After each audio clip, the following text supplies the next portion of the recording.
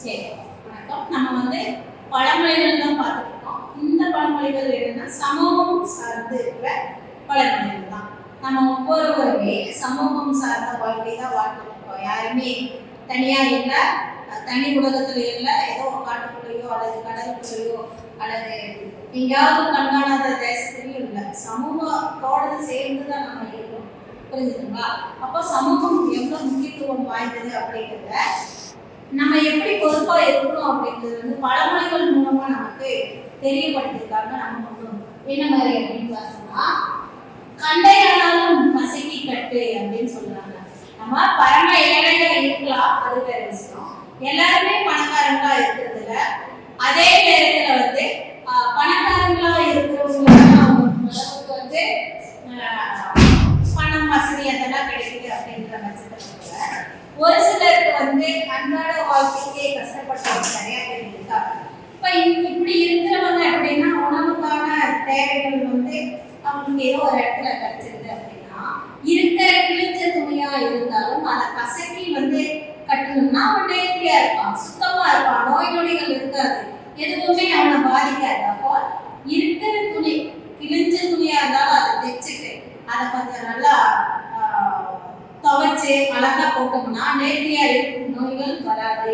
நம்ம சாப்பிட்டோமா அப்படின்னு யாருமே இந்த உலகத்துல பார்க்க போறது இல்லை. நம்ம எப்படி உடை உடுத்தி இருக்கிறோம், ஆள் பாதி வாடகை பாதி சொல்றாங்க இல்லையா? இதனால நம்மளை கணிக்கணும் அப்படின்னா நம்மளோட உடைய வச்சுதான் எல்லாருமே கணிப்பாங்க நம்ம யாரு அப்படின்றதப்போ. நீங்க மழை காலம் வரைக்கும் இருக்கிற பேண்ட் போட்டுட்டு கல்லூரிக்கு அது பொருத்தமானதான் இருக்காது. புரியுதுதா? அப்போ அதுக்கான உடை இடத்துக்கு தகுந்த மாதிரி உடைகளை நம்ம எடுக்க சொல்லணும். இப்போ இருக்கிற உடைகளை அழகா துவைச்சு அழகா அயன் பண்ணி அழகா போட்டு வந்தோம்னா நம்ம ஒரு சிறந்த மாணவனா இருப்போம். இது எதுக்கு இந்த இடத்துல சொல்ல வராங்க அப்படின்னா, நமக்குரிய வேலை வாய்ப்புகளும் சரி, இல்லை பெரியவங்க முன்னோர்கள் பார்க்கிறவங்கனாலும் சரி, நம்ம மேல ஒரு மதிப்பை கூட்டி தருவதாக இருக்கிறது எது அப்படின்னு பார்த்தோம்னா ஆடை தான். புரிஞ்சுதுங்களா? அதே மாதிரி கிழிஞ்சதுவே போட்டுட்டு எனக்கு கிழிஞ்ச துணி இருக்கு அப்படின்னு போட்டு காமிக்கிறது கிடையாது. ஏன்னா இப்பெல்லாம் வாங்குற துணிகள்லாம் எப்படி இருக்கு, ஃபேஷன் அப்படின்னு சொல்றது வச்சுட்டு அங்கங்க கிழிஞ்ச துணிகளை தான் நமக்கு காசு கொடுத்து வாங்குறோம். ஆனா அது அல்ல. அப்படி இருந்தாலும் அது கசக்கி கட்டணும், கிழிந்த துணி இருந்தாலும் அப்படின்றத சொல்றாங்க. அடுத்து பார்த்தோம்னா, கூழானாலும் குளித்து குடி. நம்ம சுத்தபத்தமா இருந்தோம்னா நோய்கள் எதுவும் வராது. நம்ம உணவு நல்லா அறுசுவை எல்லாம் சாப்பிட வேண்டியது கிடையாது. இருக்கிற உணவு கூடுதான் வச்சுக்கோங்க, அதுக்கு பெருசா தேவை இன்கிரீடியன்ட் தேவையில்லை. இருக்கிற அந்த கூழமே நம்ம குளிச்சுட்டு சுத்தபத்தமா குடிச்சோம்னா எந்த நோய்களும் நமக்கு வராது. அடுத்து பார்த்தோம்னா, கண் கையே தனக்குது.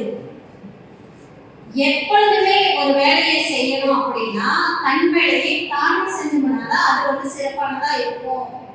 புரிஞ்சுதா? இப்ப நீ படிக்கிற, நீ எக்ஸாம் எழுதுற அப்படின்னா நீ நல்லா படிச்சு நீ நல்லா எழுதுனாக்கா உனக்கு ஏதோ வேலை வாய்ப்பு கிடைக்கிற இடத்துல அது சிறப்பானதா இருக்கும். யாரோ ஒருத்தர் எழுதி அதை பார்த்து கஷ்டப்பட்டு பார்த்து காப்பி அடிச்சு அது எழுதி அதுல அதிக மார்க் வாங்கினதுல பிரயோஜனமே இல்லை. இது எல்லா விஷயத்திலையுமே சொல்லலாம். தனக்கான வேலைகளை தானே செய்யறதுக்கு குறைந்தபட்சம் நம்ம முயற்சி செய்யணும்.